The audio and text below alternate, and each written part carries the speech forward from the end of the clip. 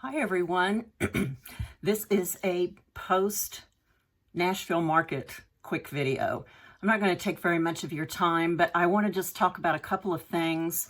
First of all, a big thank you to the shops and to you all who are supporting the shops, making it possible for them to attend market and buy for you.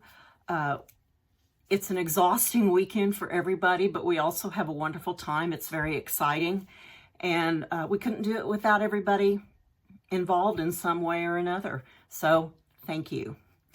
And also a thank you for some very kind comments on my pre-Nashville video where I previewed most of the designs. I really appreciate that. Lots of nice things said about 25 years in business, as well as just the new designs that were coming available. And believe me, I really appreciate all of that. I did want to kind of follow up on that video because, as you might recall, I gave you a little mystery reveal of Voice of the Garden, and I didn't show you the entire thing in the video because I was keeping that for market as a bit of a surprise.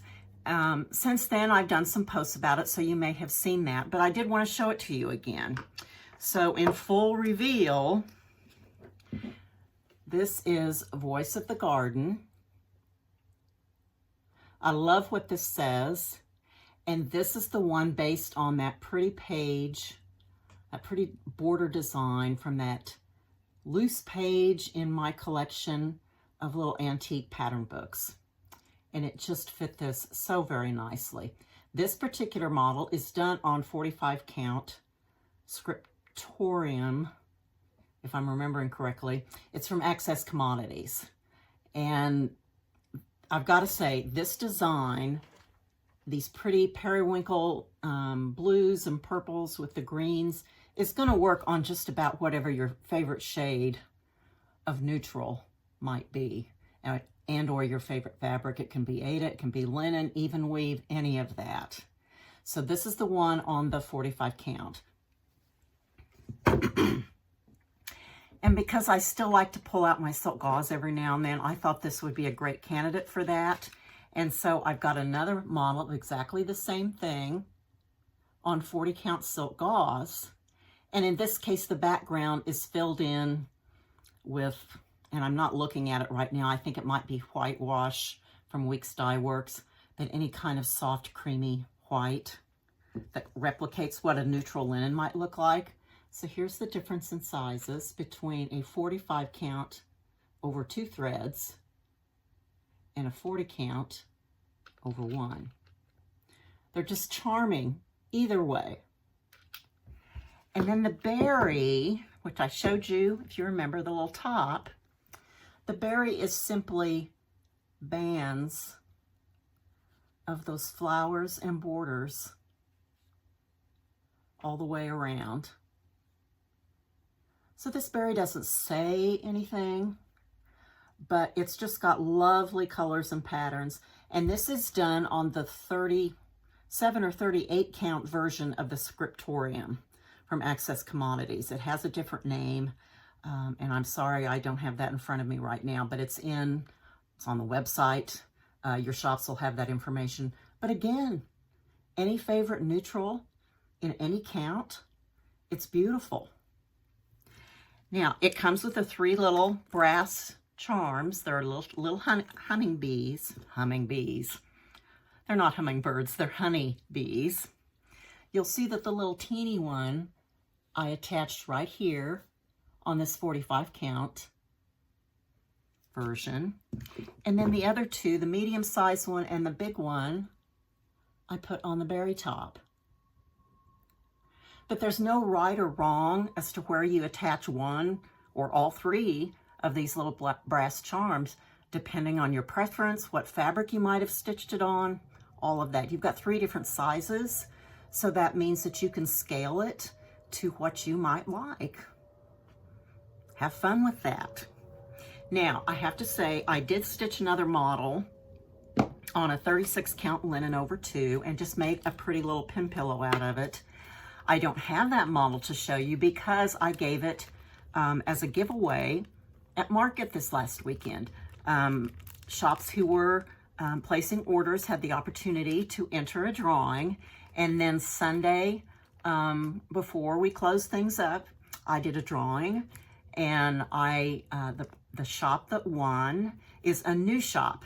And I was thrilled about that because I know new shops, probably one of the things that they have to work at for quite a while is to get a good number of models to be able to showcase in their store what they're looking at. So the store is Born to Stitch, and she's located in Secaucus, New Jersey. And so she was the winner. She was thrilled.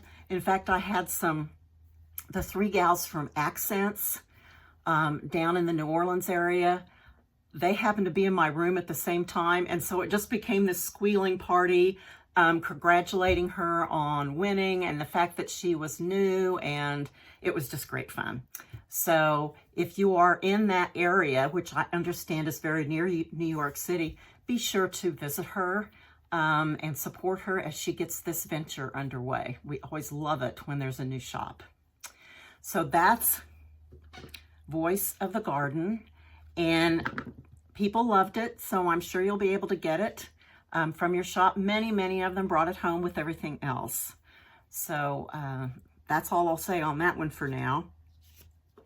I want to also say, just kind of in supporting your shop, I know a lot of shops are already doing market days.